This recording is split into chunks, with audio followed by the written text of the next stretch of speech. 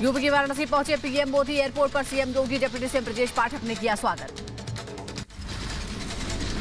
आज पीएम मोदी वाराणसी को 13,000 करोड़ से ज्यादा की परियोजनाओं की देंगे सौगात, जिसमें 23 परियोजनाओं का लोकार्पण और 13 परियोजनाओं का शिलान्यास है।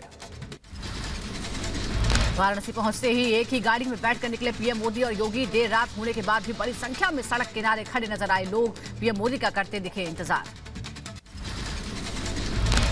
पीएम मोदी ने भी काफिले की रफ्तार धीमी कर सड़क किनारे खड़े लोगों का अभिवादन स्वीकार किया। पीएम मोदी ने एयरपोर्ट से बरका गेस्ट हाउस तक करीब 25 किलोमीटर लंबा रोड शो किया। संत रविदास की 647वीं जयंती समारोह में हिस्सा लेंगे पीएम मोदी। संत रविदास की 25 फुट ऊंची प्रतिमा का अनावरण भी करेंगे। पीएम मोदी आज करखियाओं अमूल के सबसे बड़े प्लांट बनास डेयरी का उद्घाटन करेंगे। इस परियोजना से करीब 1 लाख लोगों को रोजगार मिलेगा। वाराणसी के करखिया गांव में पीएम मोदी जनसभा को भी संबोधित करेंगे, जिसमें दुग्ध समितियों से जुड़े लोग, दुग्ध उत्पादक और बड़ी संख्या में किसान मौजूद रहेंगे। वाराणसी की सड़क कनेक्टिविटी को और बेहतर करने के लिए पीएम मोदी NH 233 के गरगरा ब्रिज, वाराणसी खंड के 4 लेन समेत कई सड़क परियोजनाओं का उद्घाटन और शिलान्यास करेंगे। पीएम मोदी ने रात करीब 11 बजे शिवपुर फुलवरिया लहरतारा मार्ग का निरीक्षण किया। सीएम मोदी भी मौजूद रहे। इस प्रोजेक्ट को 360 करोड़ रुपए की लागत से बनाया जा रहा है। गुजरात के नवसारी में पीएम मोदी ने किया रोड शो। समर्थकों ने किया प्रधानमंत्री का जोरदार स्वागत। पीएम ने हाथ हिलाकर अभिवादन किया। प्रधानमंत्री मोदी ने 17,500 करोड़ की विकास परियोजनाओं को राष्ट्र को समर्पित किया। कहा, नवसारी में आपके बीच विकास उत्सव में शामिल हुआ। पीएम मोदी ने कहा, आज देश के कोने कोने में मोदी की गारंटी की चर्चा है। देश का बच्चा बच्चा जानता है, मोदी ने जो कह दिया वो करके दिखाएंगे। मोदी ने देश के गरीब, किसान, युवा और महिला सभी को सशक्त करने की गारंटी दी है। प्रधानमंत्री मोदी ने कांग्रेस पर भी साधा निशाना। कहा, कांग्रेस के पास मुझे गाली देने के अलावा कोई एजेंडा नहीं है। वो मेरी जाति को गाली देते हैं। जितनी गाली दोगे उतने शान से 370 कमल खिलेंगे। कांग्रेस वाले भूल जाते हैं कि जितनी गाली देंगे 400 पार का संकल्प उतना ही मजबूत है। जितना कीचड़ फेंकेंगे 370 कमल उतने ही शान से खिलेंगे। देश भर में आज ब्लैक डे मनाया गया। संयुक्त किसान मोर्चा एमएसपी पर फसलों की खरीद की गारंटी समेत कई मांगों को लेकर पंजाब के किसान 10 दिन से धरना दे रहे हैं। चंडीगढ़ की बैठक में संयुक्त किसान मोर्चा का ऐलान। 26 फरवरी को देश भर में हाईवे पर किसानों का निकलेगा ट्रैक्टर मार्च। संयुक्त किसान मोर्चा ने हरियाणा के सीएम मनोहर लाल खट्टर का इस्तीफा मांगा। पीड़ित परिवार को 1 करोड़ रुपए की आर्थिक सहायता की भी मांग की। सरकार और किसानों के बीच 4 दौर की हो चुकी है बातचीत। आज फिर हरियाणा की बीके चौधरी गुट ने किसानों की बैठक बुलाई। हरियाणा में फिर बढ़ी मोबाइल इंटरनेट पर पाबंदी। हरियाणा सरकार ने 7 जिलों में आज रात 12 बजे तक मोबाइल इंटरनेट पर पाबंदी लगाई। किसान आंदोलन के उपद्रवियों पर हरियाणा पुलिस सख्त। आंदोलनकारियों से नुकसान की भरपाई करेगी। अंबाला पुलिस संपत्ति की कुर्की और बैंक खाते होंगे सीज। किसान आंदोलन में उपद्रव पर हरियाणा पुलिस सख्त है। सरकारी और निजी संपत्ति के नुकसान पहुंचाने पर एनएसए के तहत होगी कार्रवाई।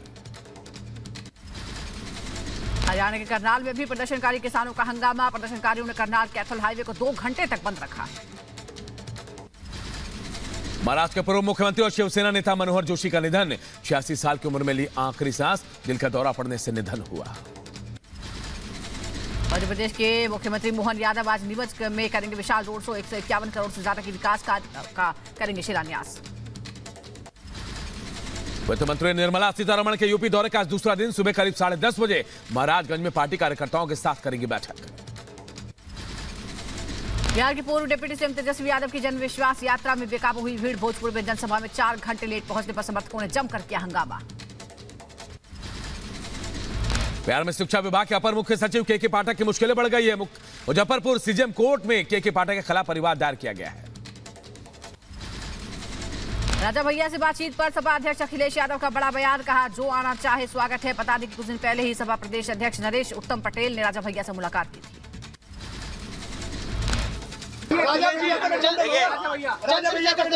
देखिए, जो आना चाहे स्वागत है सबका, क्योंकि बीजेपी ने सबको वादा किया मंत्री बनाने का।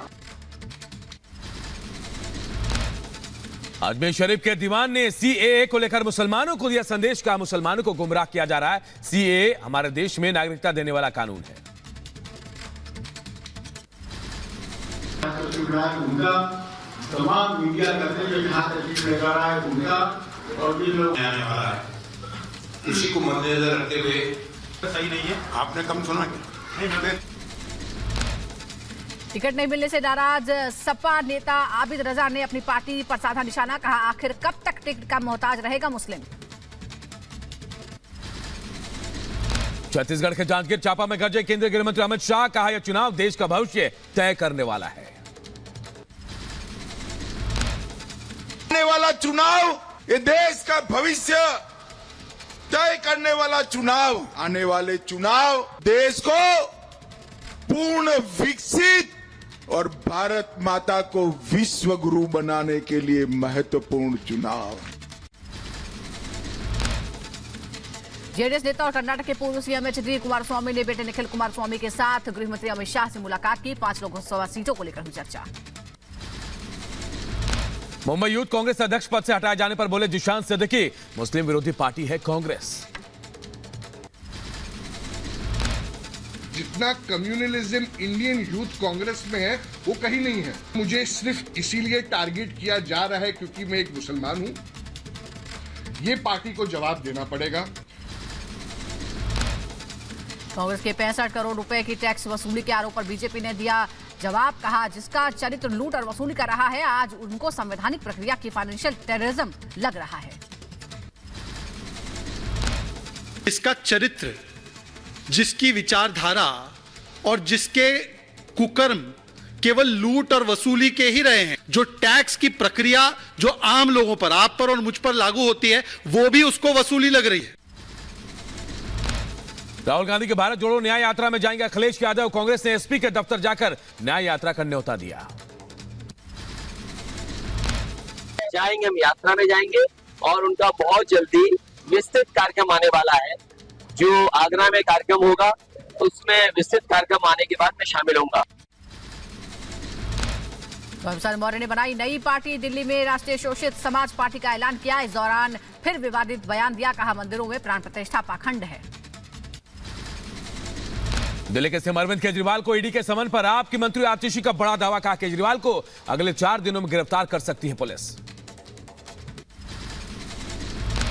अगर आम आदमी पार्टी ने इंडिया अलायंस नहीं छोड़ी तो आने वाले 2 दिनों में अरविंद केजरीवाल जी को गिरफ्तार कर लिया जाएगा। दिल्ली सरकार के मंत्री आतिशी ने किया बड़ा दावा, कहा इंडिया गठबंधन छोड़ने के लिए आपके नेताओं को मिल रही धमकी, कहा गिरफ्तारी से बचना है तो गठबंधन छोड़ो। दारुल उलूम के फतवे पर बड़ा विवाद, एनसीपीसीआर ने दारुल उलूम देवबंद पर एफआईआर दर्ज करने की मांग की है। एनसीपीसीआर ने सहारनपुर के एसएसपी डीएम को नोटिस भेजा। दारुल उलूम मामले में 3 दिन में कार्रवाई के बाद जवाब देने का आदेश दिया। दारुल उलूम देवबंद पर बोले एनसीपीसीआर अध्यक्ष, गजवाए हिंद बच्चों को समझाया जाना बेहद खतरनाक, देश को तोड़ने की कोशिश हो रही है। भारत पे हमला करने के लिए, गजवाए हिंद करने के लिए जो भी लोग मारे जाएंगे वो सर्वोच्च महान शहीद कहलाएंगे। बच्चों को प्रेरित कर रहे हैं कि जाओ भारत पे अटैक कर दो, ये एनसीपीसीआर भारत में नहीं होने देगा। दारुल उलूम मामले पर बोले सहारनपुर डीएम दिनेश चंद्र, बाल संरक्षण आयोग की चिट्ठी के आधार पर मामले की जांच जारी है। देवबंद भेजे गए उच्च अधिकारियों की टीम। राष्ट्रीय एनसीपीसी का एक आर्डर प्राप्त हुआ है जिसमें एफआईआर दर्ज करने के निर्देश दिए गए हैं। जो भी लोग इसमें इसकी परिधि में आएंगे, उत्तरदायी होंगे, उनके खिलाफ कार्रवाई की जाएगी। दारुल के फतवे पर संतों में गुस्सा, संतों ने बैन करने की मांग की। आचार्य परमहंस दास महाराज ने कहा दारुल उलूम देवबंद पर प्रतिबंध लगाया जाए। बीएसपी नेता विनोद बंसल ने दारुल उलूम के देवबंद के खिलाफ कठोर कार्रवाई की मांग की। कहा इनका फतवा देश विरोधी है जो सिर्फ देश नहीं बाहर के मुसलमानों को भी भारत के खिलाफ भड़का रहा है। दारुल उलूम के फतवे पर भड़के हनुमानगढ़ी के महंत राजू दास कहा, गजवाए हिंद की बात करने वालों के खिलाफ सरकारी तंत्र को सख्त रुख अपनाना चाहिए। देश में इस्लामिक राष्ट्र स्थापित करने की बात करता है तो मुझको लगता है इसकी मान्यता रद्द करना चाहिए और फतवा जारी करने वाले उलेमा के खिलाफ सख्त से सख्त कार्रवाई होनी चाहिए। गजवाए हिंद के ऐलान वाले फतवे पर बोले मौलाना साजिद रशीदी, कहा देश में अमन चैन नहीं रहा। मुसलमान संवैधानिक रूप से ये चाहे कि ये मेरा देश इस्लामिक स्टेट हो तो वो आतंकवादी हो जाता है, वो दहशतगर्द हो जाता है। संदेशखाली में महिला उत्पीड़न की घटना से प्रधानमंत्री मोदी चिंतित, सूत्रों के हवाले से खबर, संदेशखाली के पीड़ितों से मिलने बंगाल जा सकते हैं प्रधानमंत्री। रिपब्लिक की रिपोर्टिंग पर हाईकोर्ट की मुहर, संदेशखाली में गिरफ्तार रिपोर्टर संतू पान को कलकत्ता हाईकोर्ट से जमानत मिली, बंगाल सरकार को फटकार। संदेशखाली में बीजेपी नेता सुकांता मजूमदार को पुलिस ने हिरासत में लेने के कुछ देर बाद छोड़ा। सुकांता को पीड़ितों से मिलने नहीं मिली थी इजाजत। संदेशखाली के दौरे के बाद राज्यपाल से मिले बंगाल बीजेपी अध्यक्ष सुकांता मजूमदार, राजभवन में राज्यपाल से मुलाकात की। संदेशखाली पहुंचे पर बोले बंगाल बीजेपी अध्यक्ष सुकांता मजूमदार, देश को न्यायपालिका पर पूरा भरोसा। संदेशखाली मामले में आरोपी शाहजहां शेख को ईडी ने चौथी बार भेजा समन। ईडी ने 29 फरवरी को पूछताछ के लिए बुलाया। आज संदेशखाली जाएगी बीजेपी के 7 सदस्य महिला टीम, लॉकेट चटर्जी, अग्निमित्रा पॉल, प्रियंका टिब्बरवाल, सोनाली मुर्मू टीम में शामिल। ममता बनर्जी पर अनुराग ठाकुर का करारा हमला, बोले बंगाल में सच दिखाना गुनाह है, बंगाल में मीडिया की आवाज दबाई जा रही है, पत्रकारों को परेशान किया जा रहा है। संदेशखाली में मीडिया पर जिस तरह से अंकुश लगाया गया, उनको गिरफ्तार किया गया, ये निंदनीय है, ये नहीं होना चाहिए। फ्रीडम ऑफ प्रेस को बनाए रखना ये ममता जी की सरकार की जिम्मेदारी है, हर राज्य की सरकार की जिम्मेदारी है। रिपब्लिक बांग्ला की बड़ी जीत पर बोले बीजेपी प्रवक्ता पंकज चतुर्वेदी, ममता सरकार को करारा जवाब मिला, ममता की हिटलरशाही नहीं चलेगी। रिपब्लिक बांग्ला रिपोर्टर की जमानत पर बोले राम कदम, टीएमसी को हाईकोर्ट का तमाचा लगा है, बंगाल में सच छिपाने की कोशिश हो रही है। संदेशखाली मामले के आरोपी शाहजहां शेख के भाई के मछली घर में नाराज ग्रामीणों ने आग लगाई। संदेशखाली मामले में फरार चल